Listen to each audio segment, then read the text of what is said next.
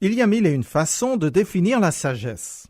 Le roi Salomon en a donné plusieurs définitions. Par exemple, que le sage écoute et il augmentera son savoir. Le sage a ses yeux à la tête. Qui est comme le sage et qui connaît l'explication des choses? Fin de citation. Un sage est quelqu'un qui est toujours prêt à écouter, qui observe ce qui se passe autour de lui en réfléchissant et qui est donc capable de comprendre les événements. Au XVIe siècle, on disait « En tout temps, le sage veille ». Ceux qu'on a coutume d'appeler les rois mages étaient en réalité des sages et conseillers des rois. Après leur arrivée à Jérusalem, ils demandent leur chemin, sans doute étonnés d'être les seuls à chercher le petit enfant qui vient de naître. Je continue à lire dans le second chapitre de l'Évangile de Matthieu. Quand le roi Hérode leur eut donné ses instructions, les mages se mirent en route. Et voici, l'étoile qu'ils avaient vue se lever les précédait. Elle parvint au-dessus de l'endroit où se trouvait le petit enfant, et là elle s'arrêta. En revoyant l'étoile, les mages furent remplis de joie. Versets 9 à 10. Quelle curieuse étoile! On dirait qu'elle attendait que les mages se mettent en route pour se rallumer. Cet astre surnaturel joue le rôle de lampe de poche pour ces princes d'Orient. Ce devait être impressionnant. Lorsque par une soirée sans nuages, à l'air cristallin, je regarde le ciel étoilé, je suis toujours saisi par sa majesté. C'est tellement grandiose et je me sens si petit. Toute cette étendue se mesure en milliards et en trillions. De tout temps, les hommes ont observé la voûte interstellaire. Les rois mages étaient des prêtres ferrés en astrologie. Ils venaient probablement de Babylone. Un beau soir, alors qu'ils vaquaient à leurs occupations ordinaires, ils virent quelque chose d'inhabituel qu'ils comprirent correspondait à la naissance d'un grand roi en Palestine. Tout comme les astronomes modernes, les astrologues du monde antique étaient des scientifiques. Ils observaient et étudiaient les étoiles. Mais eux étaient aussi capables d'interpréter les signes du ciel. Aujourd'hui, ceux qui ont cette prétention sont pour la plupart des imposteurs. Quant aux autres, ils sont très dangereux car ils trempent dans l'occultisme. Les anciens observaient aussi le mouvement des astres pour des raisons très pratiques qui correspondaient à un besoin réel des sociétés agraires. Par exemple, lorsque l'étoile Sirius de la constellation du Chien semblait se lever juste avant le soleil, cela signifiait que les inondations annuelles du Nil étaient sur le point de débuter, tandis que la levée d'une autre étoile en début de soirée annonçait des tempêtes d'hiver en Méditerranée. Ce genre d'information était alors fort utile aux personnes concernées. Alors, qu'est-ce que les rois mages ont-ils bien pu voir de particulier dans leur ciel étoilé? Était-ce une comète, une supernova ou un miracle en bonne et due forme qui n'avait rien à voir avec les lois de l'astrophysique? Il est possible que ce fût les deux à la fois. Un signe divin destiné à se manifester à un moment précis de l'histoire de l'humanité, à l'intérieur de l'immense rouage des astres que Dieu a mis en mouvement lors de la création du ciel et de la terre. À l'intérieur de la cathédrale Saint-Jean à Lyon se trouve une horloge des plus complexes qui donne l'heure et les saisons et qui tient compte de tous les paramètres possibles afin d'être exact jusque dans les siècles à venir. Celui qui a fabriqué cet automate a prévu le futur à petite échelle, bien sûr. Mais ce qu'il a réalisé est tout de même époustouflant. Alors je me dis que Dieu a peut-être fait la même chose avec cette étoile de Bethléem lorsqu'il a mis en marche l'univers. Ce serait encore plus extraordinaire qu'un simple miracle ponctuel, car ce futur guide céleste planté là en plein milieu de l'horloge sidérale jouerait un rôle prophétique. Donc, il y a peut-être moyen d'expliquer l'étoile de Bethléem qui se promène, s'arrête et reprend son chemin.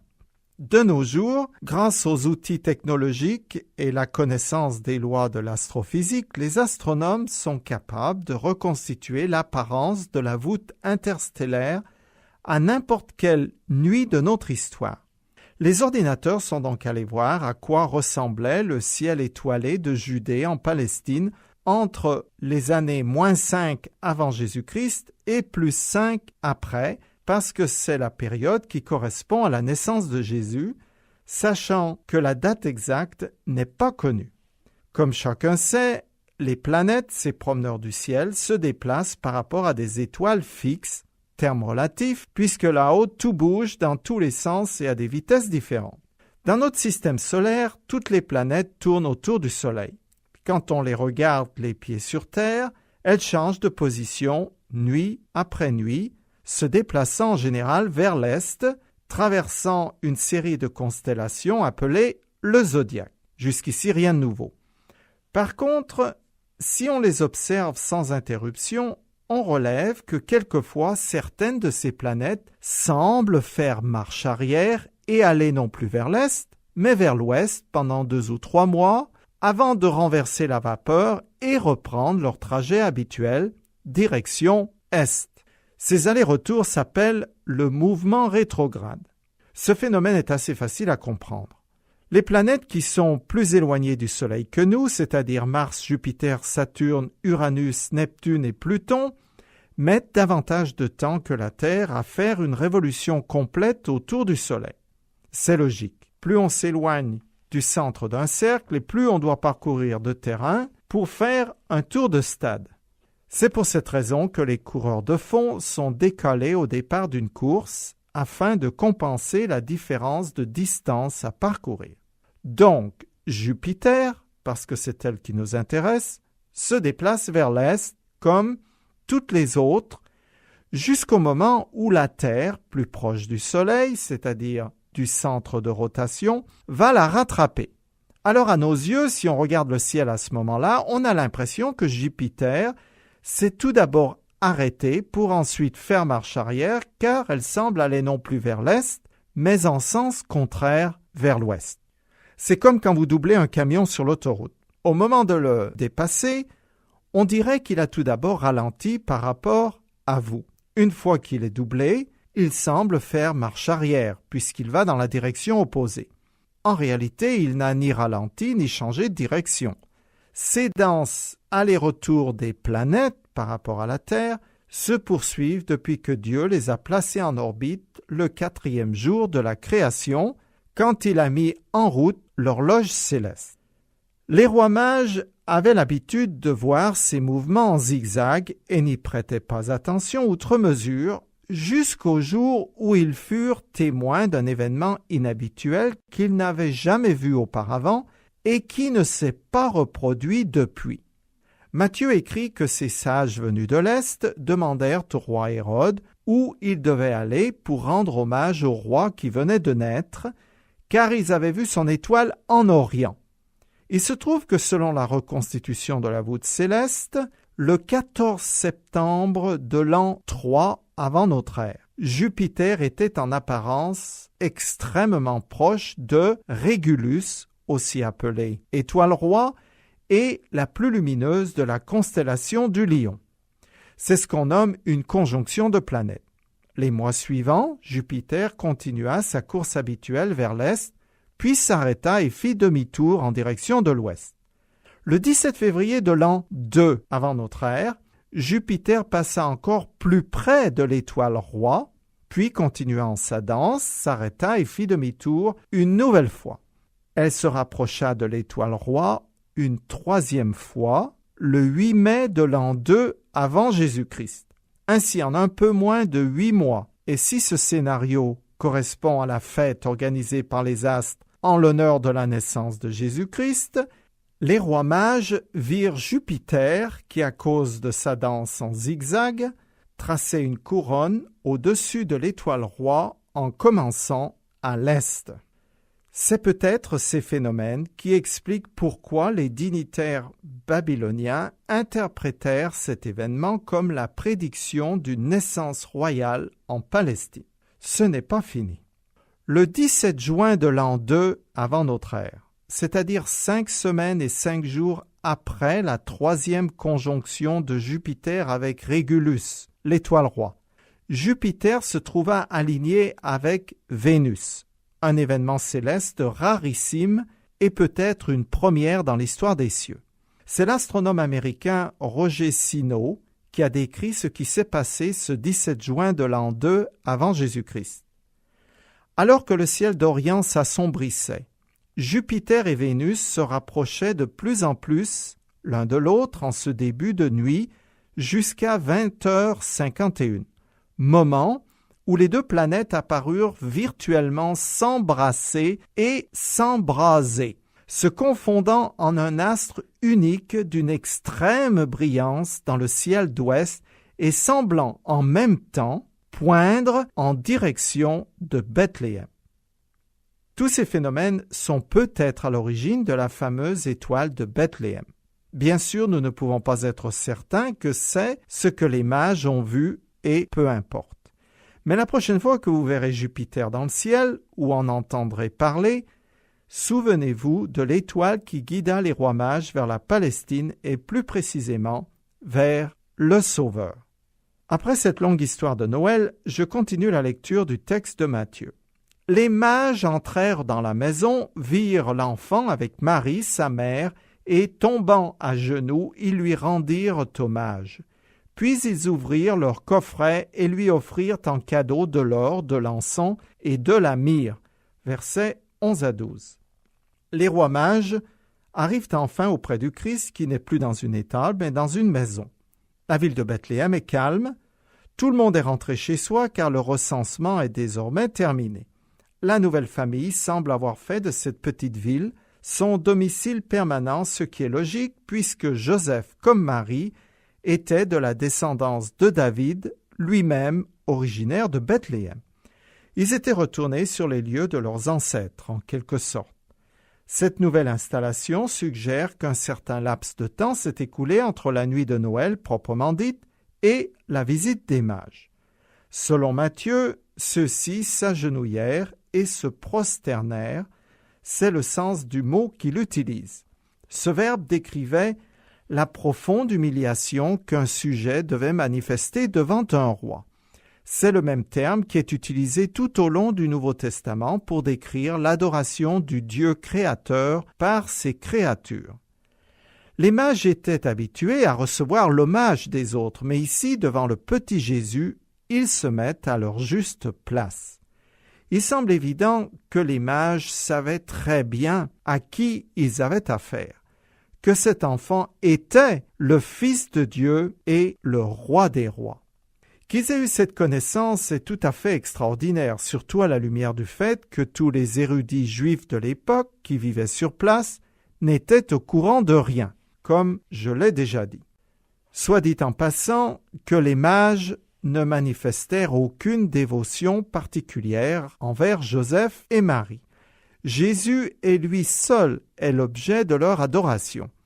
C'est lui qui reçoit les cadeaux de grand prix, même si c'est Joseph qui les a gérés par la suite. Vendus, ils ont pourvu aux besoins de cette famille très pauvre pendant leur séjour en Égypte après qu'ils se soient enfuis devant Hérode qui voulait mettre à mort le petit enfant. Les trois types d'offrandes des mages sont une preuve supplémentaire de leur dévotion. Chacun d'eux a une très grande valeur ainsi qu'une signification symbolique. L'or représente la royauté dans la culture juive. L'encens signifiait la prière offerte à Dieu. Effectivement, les mages étaient en présence de leur Créateur. La myrrhe est une gomme aromatique très onéreuse utilisée dans l'embaumement des corps. Elle présage le sacrifice à venir de cet enfant qui est à la fois Fils de Dieu et Fils de l'homme. Dans la Jérusalem messianique du millénium, lorsque le Christ régnera sur la terre pendant 1000 ans, les nations apporteront de l'or et de l'encens pour lui rendre hommage, mais pas de myrrhe qui symbolise la mort. Je lis une partie d'un texte tiré de l'Ancien Testament. Tous les habitants viendront et ils apporteront de l'or et de l'encens, et ils proclameront les louanges de l'Éternel. Fin de citation. Jésus est venu une première fois pour mourir, mais la seconde, ce sera pour détruire ses ennemis et régner en tant que roi des rois et seigneur des seigneurs sur toute la terre. Je continue le texte. Cependant, Dieu avertit les mages par un rêve de ne pas retourner auprès d'Hérode. Ils regagnèrent donc leur pays par un autre chemin. Après leur départ, un ange du Seigneur apparut à Joseph dans un rêve et lui dit « Lève-toi, prends l'enfant et sa mère, et fuis en Égypte. Tu y resteras jusqu'à ce que je te dise de revenir, car Hérode fera rechercher l'enfant pour le tuer. » Joseph se leva donc et partit dans la nuit, emmenant l'enfant et sa mère pour se réfugier en Égypte. Versets 12 et 13. Les mages avaient cru qu'Hérode était sincère et voulait vraiment, comme eux, aller adorer l'enfant nouveau-né. Avertis dans leur sommeil, ils modifient leur plan. Ils avaient prévu de prendre le chemin le plus court pour rentrer chez eux, en remontant au nord et en longeant le Jourdain côté Méditerranée. Au lieu de ce trajet direct, ils sont descendus tout au sud de la Palestine. Ils ont contourné la mer Morte en traversant le désert du Néguev pour finalement remonter direction du nord de l'autre côté du Jourdain sur la rive est. Ça leur a fait un très gros détour. Déjà en train, ce serait la galère. Alors à dos de chameau, il fallait le faire. Bref, ils quittent Israël en catimini, en quelque sorte, et Joseph et Marie font de même. La petite famille est partie en direction du sud-ouest, puis a longé la côte méditerranéenne pour se rendre en Égypte et échapper à Hérode. Ce passage illustre bien les deux aspects d'une vie soumise à Dieu. La protection divine d'une part et l'obéissance du croyant d'autre part. Malgré les desseins perfides d'Hérode et l'ignorance des mages, Dieu intervient en faveur de ceux qui se confient en lui. Ici, il a utilisé les rêves et les anges pour motiver toutes les personnes concernées à s'enfuir, ce qui est le meilleur moyen d'échapper au danger. Il est fort probable que Joseph se soit levé en pleine nuit et réveillé Marie et dit « Comment ces valises, on s'en va tout de suite !» Il a fallu tout plier, charger les ânes dans l'obscurité et prendre la route avant le lever du soleil. Avec un petit enfant, ce ne fut pas une petite affaire. Je ne sais pas si le brave Joseph aspirait à une petite vie tranquille, mais c'est loupé. Tout avait pourtant si bien commencé. Il s'était épris de Marie, une gentille petite fille, et le destin semblait lui sourire. Il avait un bon métier car les charpentiers sont toujours très demandés. Et puis d'un seul coup, son univers a basculé et depuis sa vie ne cesse d'être chamboulée. D'abord, Marie est enceinte et il ne sait pas de qui. Sidéré, il se demande que faire. Alors un ange vient lui faire un brin de causette, qui le rassure, mais il ne comprend pas bien ce qui se passe. Ensuite, il y a ce voyage éprouvant vers Bethléem avec Marie en fin de grossesse. Puis, sans le sou, il lui faut trouver un lieu où elle va pouvoir donner naissance à son fils qui n'est pas de lui. Ensuite, des personnages venus d'Orient, avec tout leur entourage, se présentent à sa porte. Il doit avoir la tête qui tourne. Au moins, ces braves gens n'ont pas apporté une simple bavette avec une timbale. Ils ont fait des cadeaux princiers qui vont permettre à Joseph de prendre soin de Marie et de l'enfant Jésus. Puis pour finir, voilà qu'un autre ange lui dit de quitter Bethléem illico presto car on en veut à la vie de l'enfant. Il doit alors se rendre en Égypte où il ne connaît personne et où la langue est différente. Que d'émotions pour un seul homme. Je continue. Joseph resta en Égypte jusqu'à la mort d'Hérode. Ainsi s'accomplit ce que le Seigneur avait dit par le prophète « J'ai appelé mon fils hors d'Égypte » verset 15. Cette citation fait partie des prophéties messianiques. L'auteur établit un rapport entre le peuple d'Israël et Jésus. La citation de Matthieu, tirée du prophète Osée, est une partie de « Quand Israël était jeune, je l'aimais et j'appelais mon fils hors d'Égypte ». Fin de citation. C'est une référence à Israël au moment de l'Exode hors d'Égypte. Cet événement qui concerne le peuple hébreu préfigurait ce que Dieu allait faire pour Jésus. L'expression assez peu courante dans les Écritures « mon fils » pour décrire Israël sert à identifier Jésus à la nation. L'un comme l'autre furent exilés hors du pays promis. Par-delà d'événements insolites, Dieu accomplissait une à une les prédictions de ses prophètes concernant son Fils, le Sauveur du monde.